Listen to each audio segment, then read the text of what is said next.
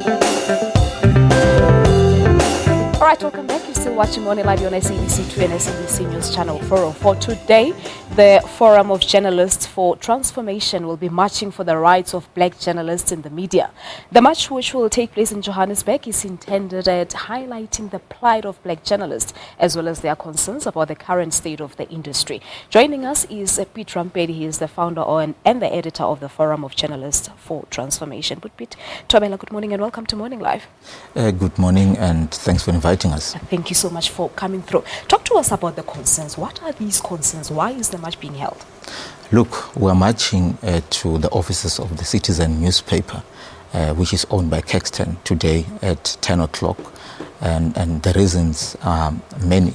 But the most important, or the main one, is that Citizen have suspended their editor, Stephen Motala, for dubious reasons. Their reason is that he committed some acts of misconduct, but we have since uncovered that the reason why they suspended him was because he published stories about former Finance Minister Trevor Manuel and ANC Chief Whip Jackson Mthembu. So Citizen owners, Terry Mollman and publisher Uveka Zenberg, subsequently wrote him an email and said he had committed misconduct and that he ostensibly had an agenda against former Minister Trevor Manuel. We view that in a serious light because you would know that the media in this country has got a right, in fact an obligation, to publish stories without fear, favor or prejudice, irrespective of social standing. And in this case, we believe that Mr. Motala, who is one of the most experienced and principled editor, is being victimized for allowing other people to air their views or for giving other people a platform to air their views. But why would you think that he's been victimized? Because Citizen says that we're suspending you for misconduct, and yet you say that you've uncovered the real reasons behind his suspension. Look, we uncovered that before they suspended him, they actually offered him a so-called golden handshake, and they asked him to leave quietly because they said his services were no longer needed. And after he refused that offer, that's when they suspended him. But the reason why we're actually targeting Citizen is not necessarily about this suspension only. We know that Citizen, like most other newspapers or media companies in this country, are the bastion of media racism, inequality, exploitation, discrimination, and an institutionalized culture of racism perpetuated against black journalists. Are you perhaps speaking from experience, because we know that you worked for certain newspapers as well? Exactly. So we want to reaffirm our right as black journalists to exist and also practice our craft without fear, favor or prejudice, because we are not being done a favor for being journalists. We have gone to school like other white journalists, and we refuse to be treated like people who are being done a favor. So we want the management of Citizen, Terry Mollman, the owner, and Uveka Zenberg, to know that the time for treating black journalists and editors like disposable nappies is up, and we're not going to accept that. All right. So in what form will your march take? We're going to march today. We're going to meet at Bosmont Park, not far away from the Citizen offices, at number 9 Industrial West. We're meeting there at 10 o'clock, and then we'll proceed to the Citizen offices at 12 to hand over a march. But the main thing that we also want to highlight to the public and other people is that they must know, and they need to know, that media transformation is a myth, and that editorial interference is rife, especially in the privately owned media organization. Is even worse than here at the SABC. The reason why the main focus is placed on the SABC and other people is because these people want to hide their own corrupt journalism. They want to hide their own editorial interference. They want to hide their own exploitation. So they deflect attention by focusing on the SABC and other media organizations, when we know that in media houses like ENCA, Radio 702, Media 24, editorial interference has arrived. But who is interfering in this editorial content of these media houses? Look, in the privately owned media houses, it's the owners. They interfere through the editors, the majority of whom are puppets and stooges.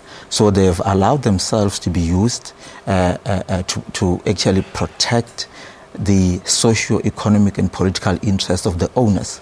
So they've, willfully outsourced their thinking, and then they are now allowing these owners to interfere as long as the narratives don't suit them.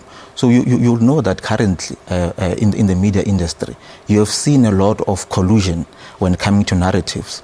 You'll see a lot of media houses or editors who are supposed to be competing or who are supposed to be rivals, basically publishing stories that are not different from each other. And I've said publicly that if you arrive here in South Africa on a Sunday morning and you land at OR Tambo and you pick all Sunday papers, I'm telling you, you might think that there's one editor-in-chief responsible for all the Sunday papers in this country, because the narrative is the same, the content is the same, and it's the same thing with the dailies. You will think there's one editor-in-chief appointed by all of them to do this thing. What agenda would they be wanting to pursue? If you're saying that it looks like everything, looks the same, the content and everything, do you think there is perhaps an agenda that they're trying to pursue? Look, the main agenda is to defend and perpetuate the socio-economic and political status quo in this country. The agenda is to be anti-black, defend the status quo, and make sure that the lives, the aspirations of black people are not realized. They want to ensure that the economy remains in white hands.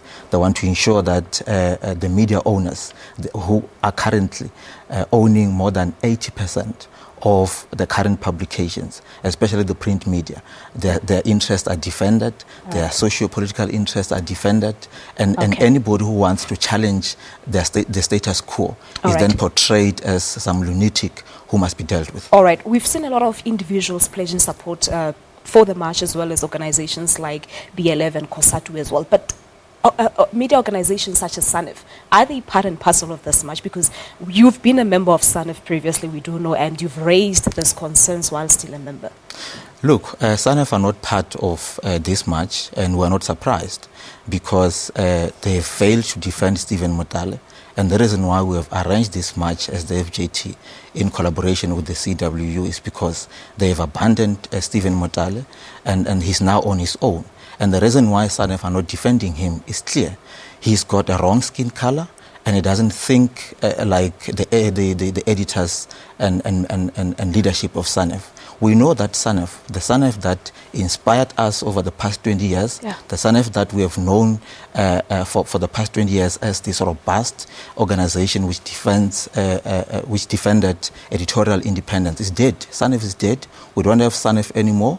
What we have is a bunch of factional, opportunistic lobbyists who are now using this organization to pursue their self-interest and also to defend the socio-economic and political interests of their owners and the masters. So are they no longer representing the journalists like previously? Is that what you're saying? Look, I am saying we don't have SANEF anymore. SANEF is dead. The reason why we are now defending Stephen Motala is because they've abandoned him. Had we had SANEF, we wouldn't be sitting here organizing a march. We don't have a SANEF.